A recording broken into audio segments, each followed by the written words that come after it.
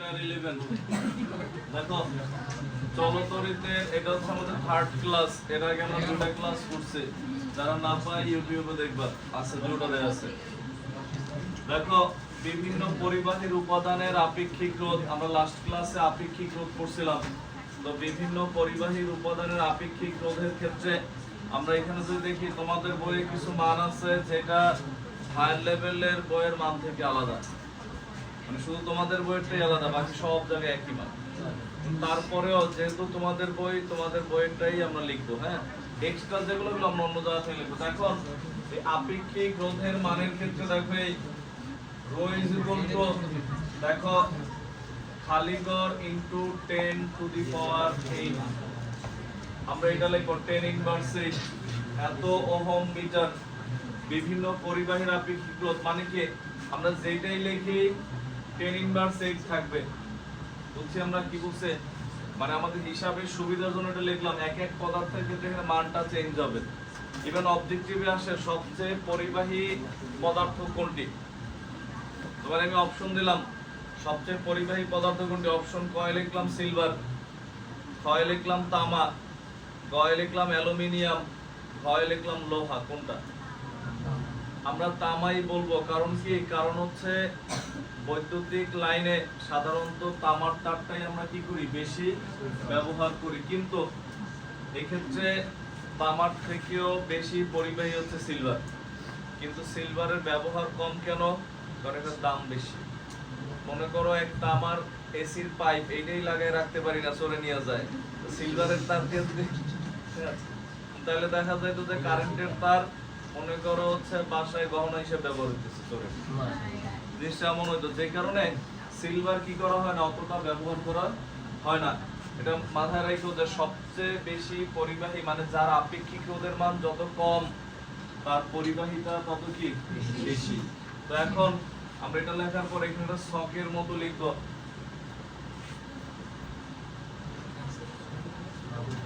এখানে আমরা লিখব হচ্ছে পদার্থ, মানে হচ্ছে এরকম লিখতে পারো পরিবাহী পদার্থ।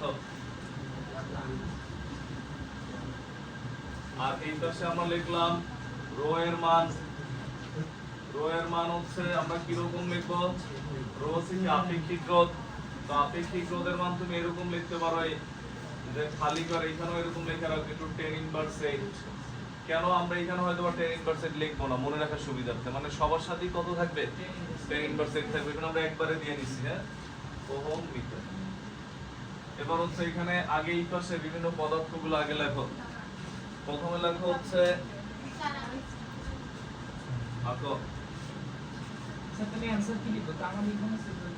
সিলভার থাকলে অবশ্যই সিলভার।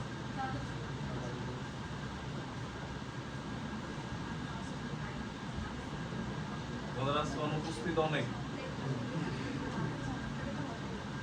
কারণ কি পয়লা বৈশাখ একদিন আগে থেকে শুরু হচ্ছে, চৈত্র সংক্রান্তিতে।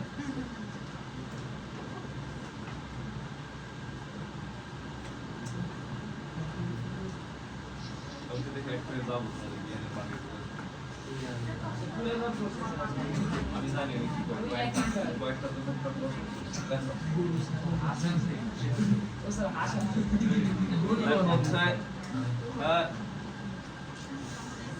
আমরা লিখছি এখানে পরিবাহী পদার্থের নিচে আগে পদার্থগুলো লেখো। প্রথমে লেখো রূপা, রূপার পর লেখো তামা, এরপর লেখো হচ্ছে সোনা, এরপর লেখো হচ্ছে অ্যালুমিনিয়াম, অ্যালুমিনিয়াম। এরপর লেখো টাংস্টেন, টাংস্টেন। হ্যাঁ, সংকেতটি না, সংকেত হচ্ছে ডাব্লিউ, উলফ্রামাইট। দেখো টাংস্টেন, ডাব্লিউ দেয়া, সুইচ বল দেয়া, সর্বাপেক্ষা তাপ ও চাপ সহনশীল। দেখো টাংস্টেন লেখার পর লেখা হচ্ছে নিকেল, নিকেল। নিকেলের পর লেখো লোহা, নিকেলের পর লেখো লোহা। এরপর লিখবা প্লাটিনাম, এরপর লিখবা ইউরেনিয়াম, প্লাটিনামের পর লিখবা uranium,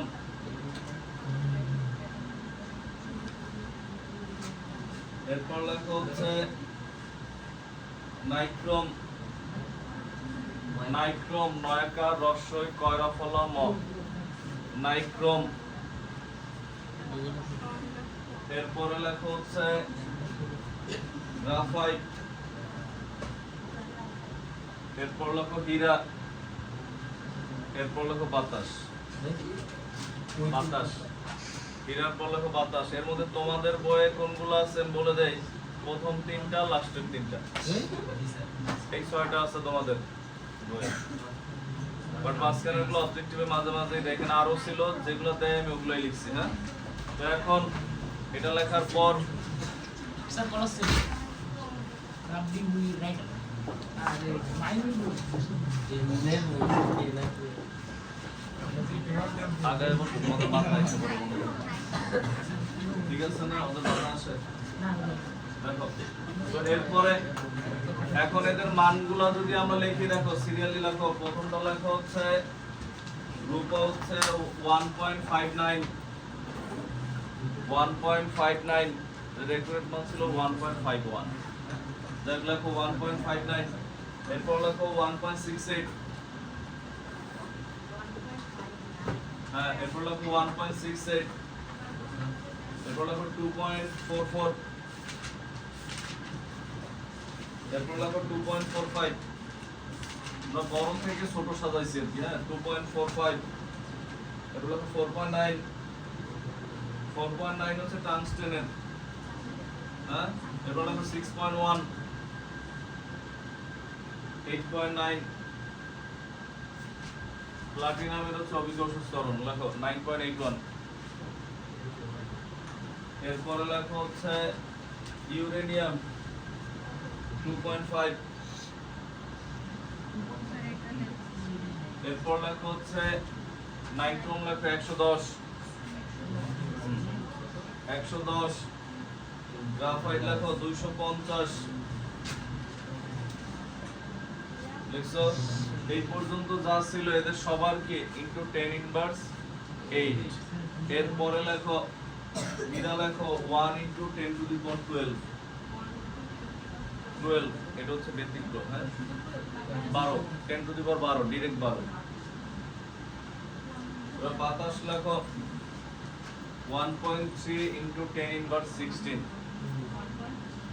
1.3 into 10 to the power 16, minus নাই কোনো 16। মানে এদের আপেক্ষিক রোধের মান অনেক বেশি, যেই কারণে বাতাসের মধ্যে দিয়ে বিদ্যুৎ যায়। বিদ্যুৎ গেলে তো কাজই হয়েছিল, বাতাসের মধ্যে বিদ্যুৎ গেলে বাইরে বের হওয়া লাগতো না, বাতাস লাগা মানে কারেন্ট শর্ট করে দিল, মানে পলিথিন গাই দিয়ে বের হওয়া লাগতো বাতাসে। দেখো তো এখন এখানে হচ্ছে তোমার এতগুলা, তো তুমি বলতে পারছো এতগুলা জানবো কেমনে, তুমি কোনটা কোনটা জানবো পাশে মার্ক করে রাখো। রূপা, তামা, রূপা তামা, এরপরে হচ্ছে টাংস্টেন, এরপরে হচ্ছে নাইট্রোম। এই চারটা মেইনলি আমাদের জানার দরকার হয় বেশি। হ্যাঁ তো এখন এইখান থেকে কোশ্চেনও আসে, আমরা যে বৈদ্যুতিক বাল্ব ব্যবহার করি, বাল্বের মধ্যে যেটা ফিলামেন্ট থাকে, এটা তার থাকে দেখা যায়, যেটা কাইটা গেলে আমরা বলি লাইটটা ফিউজ হয়ে গেছে। সাদা লাইট হয়তো বা দেখি না, আগে যখন হলুদ লাইট ছিল ওগুলো তো বাইরে থেকে দেখা যেত, যেগুলো ট্রান্সপারেন্ট গ্লাস ছিল। তো তখন ওইটা সিরিয়াল যাওয়া মানে আমরা কি বলি, যে এটা ফিউজ হয়ে গেছে। তো এখন ওই যে আমাদের যেটা ওইখানে যেটা ঝুলে থাকতে আমরা দেখি যে তার, ওইটা সাধারণত টাংস্টেনের তৈরি। কারণ কি জানো, টাংস্টেনের হচ্ছে আপেক্ষিক রোধের মান তুলনামূলকভাবে আমাদের আপেক্ষিক রোধের মান কম। আপেক্ষিক রোধ কম হলে আমরা কি পাই, বিদ্যুৎ বেশি উৎপন্ন হয়। কারণ রোধ যত বেশি হয় বিদ্যুৎ তত ধরে রাখে এটা তাপ উৎপন্ন করে। তো আমরা তো লাইট জ্বালায় তাপ ব্যবহার করার জন্য, মানে তাপ উৎপন্ন করার জন্য লাইট ব্যবহার করি না, আমরা লাইটটা ব্যবহার করি কিসের জন্য, আলো পাওয়ার জন্য। তো যত যত কম ধরে রাখবে তত বিদ্যুৎ শক্তি আলোক শক্তিতে রূপান্তরিত হবে। এই জন্য বৈদ্যুতিক বাল্বের ফিলামেন্টে কি করা হয়, টাংস্টেনের রোধ ব্যবহার করা হয় বা টাংস্টেন তার ব্যবহার করা হয়, কারণ টাংস্টেনের আপেক্ষিক রোধের মান কম। এখন তুমি বলতে পারো স্যার এছাড়াও তো আরো অনেক কম আছে, টাংস্টেন উপরে তো আরো অনেকে আছে, ওগুলো কেন ব্যবহার করলাম না? ওগুলো ব্যবহার করলে লাইটের দাম অনেক বেশি হয়ে যাবে। লাইটের দাম অতিরিক্ত, যখন তুমি সিলভারের ফিলামেন্ট ব্যবহার করলা তখন লাইটও চুরি হবে, এক দাম বেশি, এক আর দুই হচ্ছে তখন তড়িৎ প্রবাহের মান অতিরিক্ত হবে, তখন এটা ব্লাস্ট হওয়ার সম্ভাবনা থাকবে। এখন সব দিক বিবেচনায় টাংস্টেনটা চলতে হবে, বুঝছি আমরা। আবার আমরা যে ইস্ত্রি করি, আয়রন ইস্ত্রি বানান রস্যই দিয়ে শুরু, এটা দেখো দেখো তো এখন তো আমরা যে ইস্ত্রি করে অথবা যে বৈদ্যুতিক হিটার ব্যবহার করি ওইটার মধ্যে কয়েলের মতো পেঁচানো থাকে, হিটারটা আমরা দেখছি কয়েলের মতো পেঁচানো, ওটা হচ্ছে নাইক্রোম তার। কেন? ওটার ব্যবহার কি আলো পাওয়ার জন্য না তাপ পাওয়ার জন্য? তাপ পাওয়ার জন্য। তো তাপ পাওয়ার জন্য হচ্ছে যাদের আপেক্ষিক রোধের মান বেশি ওরকম তার ব্যবহার করা হয়। এই কারণে নাইক্রোম তার ব্যবহার করা হয়, যারা অধিক পরিমাণ তাপ উৎপন্ন, তাপ ধরে রাখতে পারে, সহ্য করতে পারে। শুধু ধরে রাখলেই তো হবে না, আবার যদি তার গলে যায় তাহলে তো ঝামেলা, তার গলবেও না, এমন তার নেওয়া হয়। দেখুন সব দিক বিবেচনায় কোনটা উত্তম? নাইক্রোম তার। এই দুটা কোশ্চেন প্রায়ই আসে 2 মার্কসে। মেইন অ্যান্সার হচ্ছে একটার আপেক্ষিক রোধের মান কম, যার কম তাকে হচ্ছে আমরা বৈদ্যুতিক বাল্বের ফিলামেন্টে ব্যবহার করি, এটা হচ্ছে টাংস্টেন। আর যার বেশি তাকে হচ্ছে আমরা কি বৈদ্যুতিক হিটারে ব্যবহার করি। হ্যাঁ, তো তুমি যেটা কোশ্চেন লেখো, কোশ্চেন লেখো হচ্ছে বৈদ্যুতিক বাল্বের ফিলামেন্টে, বৈদ্যুতিক বাল্বের ফিলামেন্টে টাংস্টেনের, বৈদ্যুতিক বাল্বের ফিলামেন্টে টাংস্টেনের তার ব্যবহার করা হয় কেন? বৈদ্যুতিক বাল্বের ফিলামেন্টে টাংস্টেনের তার ব্যবহার করা হয় কেন? বৈদ্যুতিক বাল্বের ফিলামেন্টে টাংস্টেনের তার ব্যবহার করা হয় কেন?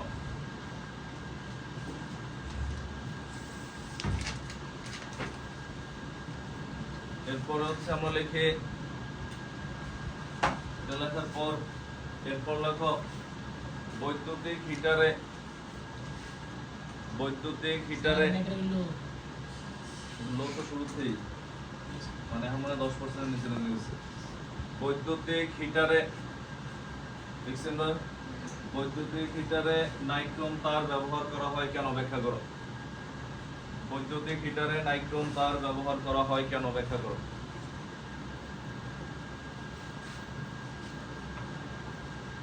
বৈদ্যুতিক হিটারে নাইক্রোম তার ব্যবহার করা হয় কেন? ব্যাখ্যা করো। লিখছো?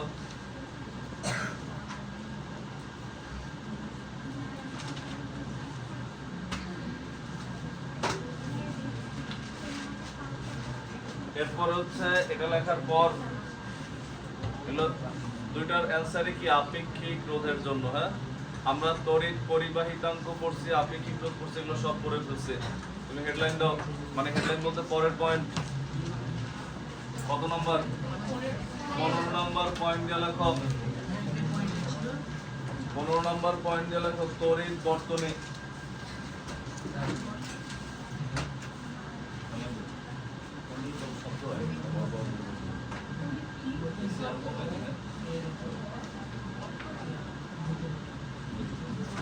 তড়িৎ বর্তনী, তড়িৎ বর্তনী কি?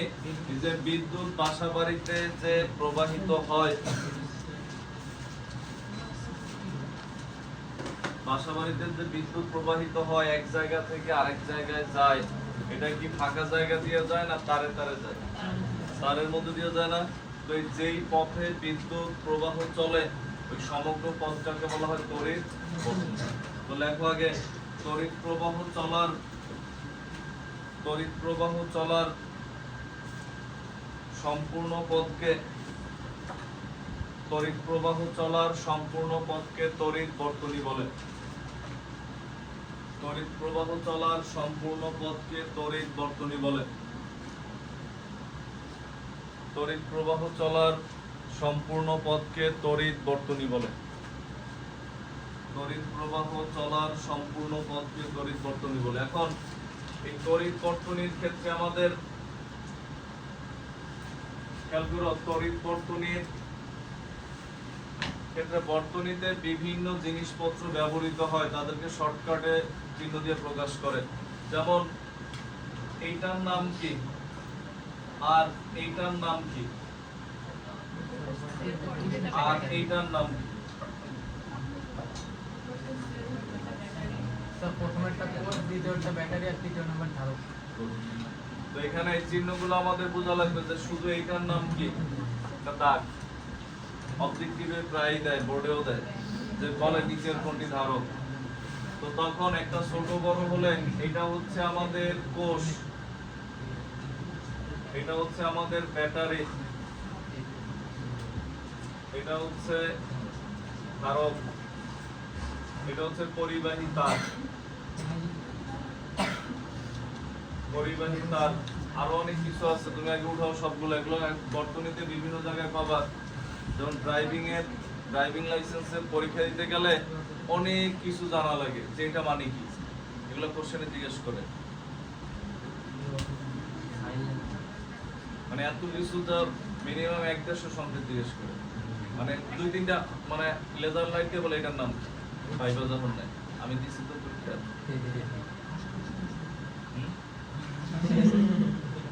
তুমি ওগুলো তো সব পারছে, কিন্তু তোমার প্র্যাকটিক্যাল যখন গাড়ি চালাই দিবে, বুঝো না। আমি যাই, আমার সাথে একজনের দেখা হয়েছে, এর আমি হচ্ছে 17 বছর আগে থেকে হাইওয়ে বাস চালায়, লাইসেন্স রিনিউ করার জন্য আসছে। উনি ওখানে পরীক্ষা ফেল করছে।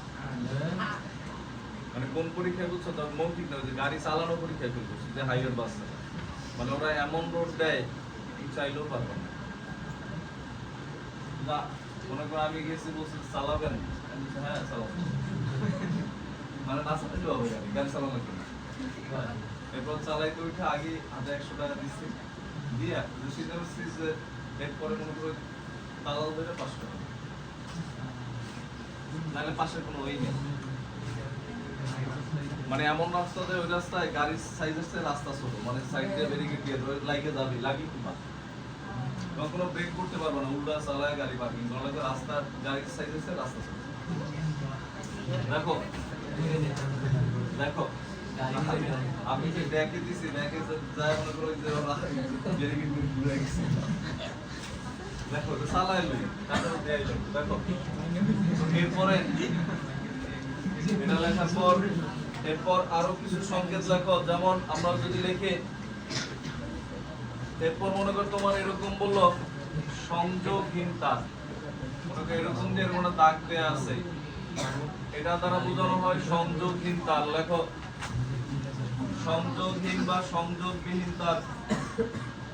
মানে এই দাগটা অনেক সময় এরকম দেয়, অনেক সময় এরকমও দেয়। দেখো এখান দিয়ে উঁচু করে এরকম দেয়, যে সংযোগবিহীন তার। এটা দ্বারা বোঝানো হয় এখান থেকে তার খোলা, তার নাই, সংযোগবিহীন তার। লেখো এরপর লেখো হচ্ছে, এরপর হচ্ছে এরকম দেয় অনেক সময়, অথবা এটার এরকমও দেয়।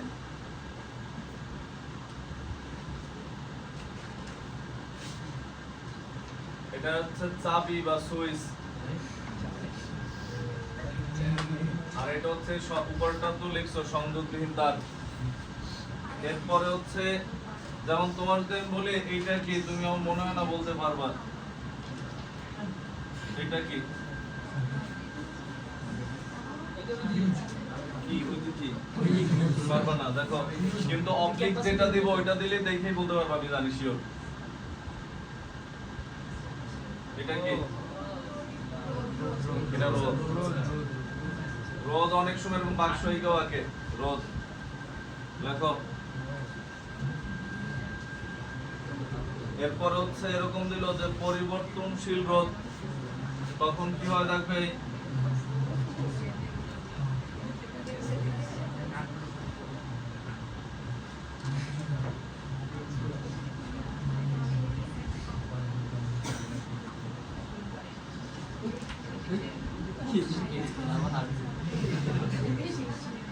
দেখো এই তিনটা পরিবর্তনশীল রোদ, মানে রোদের মধ্যে দাগ কাটা থাকে বা কোনো দিক দিয়ে তীর চিহ্ন দেওয়া থাকে, আলাদা একটা তার দিয়ে যদি রোদের মধ্যে তীর চিহ্ন দেওয়া থাকে বা দাগ কাটা থাকে, তখন এটাকে বলা হয় পরিবর্তনশীল রোদ। মানে যে রোদের মান চাইলে আমরা খুলে পরিবর্তন করে দিতে পারি। এরপরে হচ্ছে বাকিগুলো সহজ।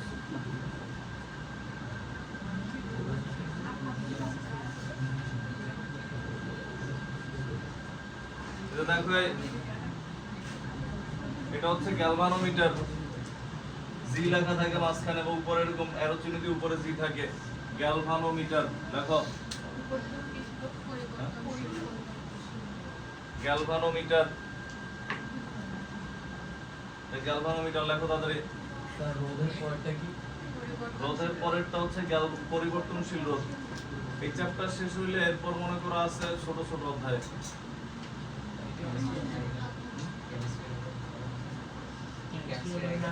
অবশ্যই করো। কেমিস্ট্রি 11-12 বাকি নাকি?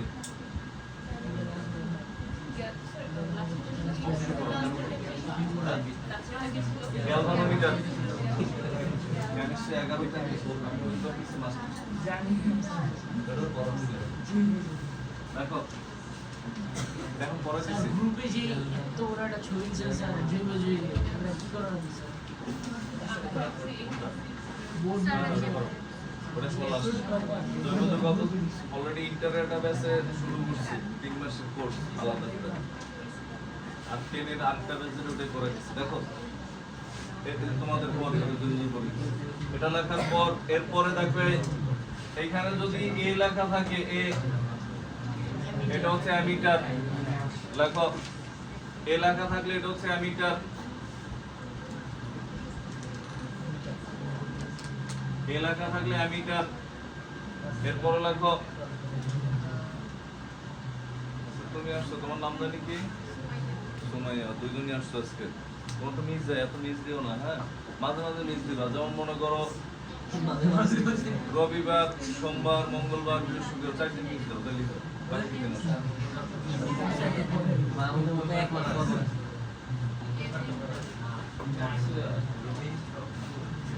না না, রবি, সোম, বুধ, বৃহস্পতি 4 দিন মিস দিবা। দেখো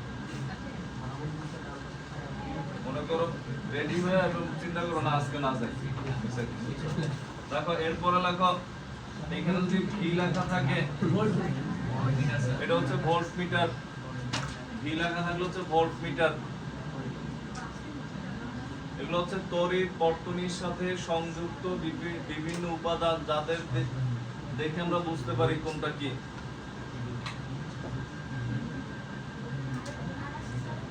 না নাই। এরপর লেখো নেক্সট হেডলাইন দাও তড়িৎ চালক শক্তি। পরের পয়েন্ট কত?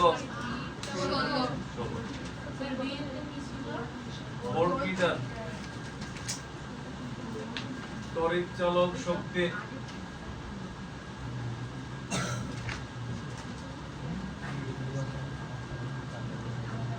এর অনেকগুলো নাম। তড়িৎ চালক শক্তি অথবা তড়িৎ চালক বল। এর হচ্ছে এটাও লেখে ইএমএফ অথবা ছোট হাতের ইএমএফ লেখে। হ্যাঁ, কথা না বলি। ইএমএফ মানে হচ্ছে ইলেকট্রোমোটিভ ফোর্স। ইলেকট্রোমোটিভ ফোর্স মানে তড়িৎ চালক বল বা তড়িৎ চালক শক্তি। এটা বলতে কি বোঝায় দেখো, এই হচ্ছে একটা তড়িৎ বর্তনী, বুঝো।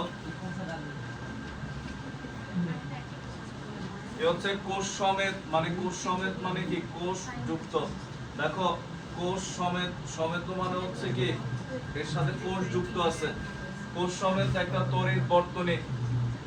এর মধ্য দিয়ে বুঝো এই যে দুটো দাগ, কথা বলো না। দেখো দেখো বড়টা হচ্ছে ধনাত্মক, ছোটটা হচ্ছে ঋণাত্মক। তো এর মধ্য দিয়ে এই যে বড় প্রান্তে এই দিকে হচ্ছে বিদ্যুৎ প্রবাহিত হয়, সম্পূর্ণ পথ ঘুরে আসে। বিদ্যুৎ প্রবাহ মানে হচ্ছে আধানের প্রবাহ। তো কিউ পরিমাণ আধান কোষ সমেত বর্তনীর একটা নির্দিষ্ট বিন্দু থেকে সম্পূর্ণ পথ ঘুরে আবার ওই বিন্দুতে আসলে যে পরিমাণ কাজ হয়, কাজটাকে আমরা লিখলাম ডাব্লিউ। তো কিউ পরিমাণ ধনাত্মক আধান সম্পূর্ণ বর্তনী একবার ঘুরে আসলে যে পরিমাণ কাজ হয়, এটাকে আমরা কি বলি? ডাব্লিউ। তাহলে একক পরিমাণ ধনাত্মক আধান এই কোষ সমেত বর্তনীর একটা নির্দিষ্ট বিন্দু থেকে সম্পূর্ণ পথ ঘুরে আবার ওই বিন্দুতে আসলে যে পরিমাণ কাজ হবে, এটা কি হবে? W by Q. W by Q. এটা কি বলা হয়? কি তড়িৎ চালক শক্তি অথবা তড়িৎ চালক বল, যা কি দ্বারা প্রকাশ করা হয়? E is equal to W by Q। বলো তড়িৎ বিভবের সংজ্ঞা, তড়িৎ চালক শক্তি একই, প্রায় একই টাইপের সংজ্ঞা। তড়িৎ বিভবের ক্ষেত্রে আর এটাতে পার্থক্যটা কি খেয়াল করো, তড়িৎ বিভবটা হচ্ছে অসীম থেকে একক ধনাত্মক আধান তড়িৎ ক্ষেত্রের মধ্যে আনতাম, এটার জন্য যে কাজ হয়। আর এখানে অসীম টসীম না, কোনো একটা বর্তনীর একটা বিন্দু থেকে সম্পূর্ণ পথ ঘুরে আবার ওই বিন্দুটা, বুঝা গেছে পার্থক্যটা কোথায়? এটা হচ্ছে বর্তনীর এক বিন্দু থেকে আরেক বিন্দু, আর বিভবের ক্ষেত্রে ছিল অসীম থেকে আনা লাগতো। তো তখন E = W/Q, এককে জুল পার কুলম অথবা ভোল্ট, এটা হচ্ছে একক। তো আমরা আগে লিখি কাকে বলে, লেখো হচ্ছে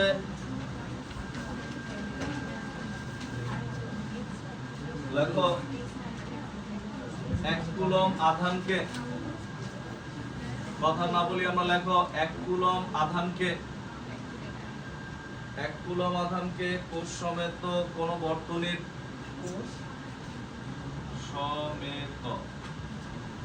কোষ সমেত কোন বর্তনীর, সমেত শব্দের অর্থ হচ্ছে সাজানো, কোষে সাজানো, মানে যা যা দরকার সব আছে।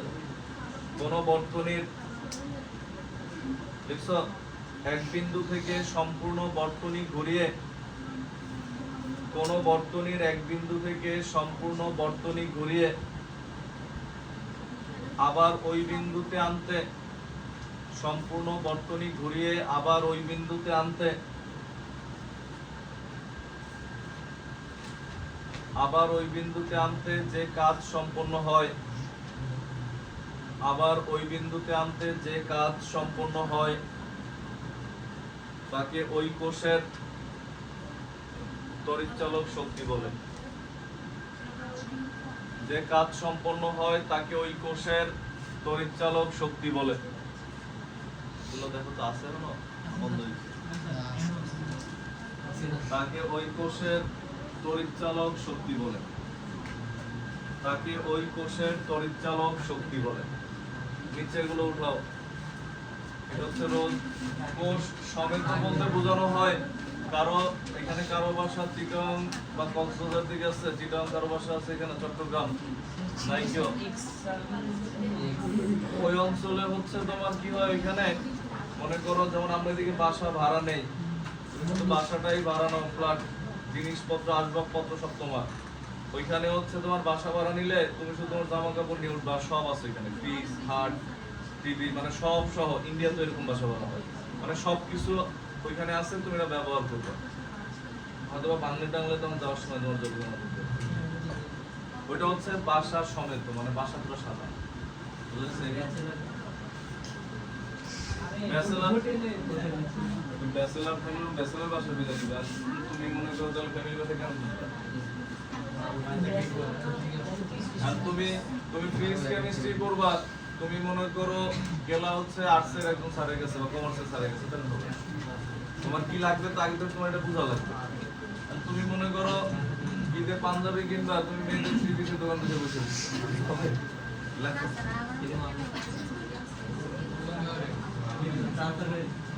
মামুদা কি কাল করতে যাবো না?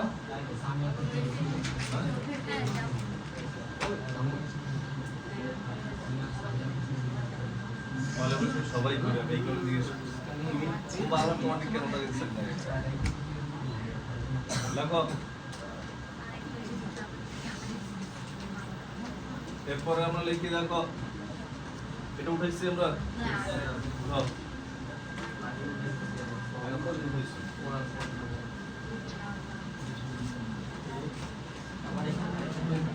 এরপরে হচ্ছে আমরা লিখি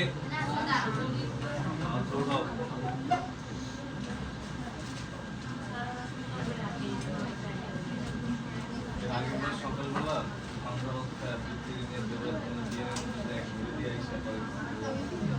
আগে পয়লা মারছিলাম 10 টাকা দিন করে টাইগার দিতে দিন লোক, মানে দেয় তো লাগবে না।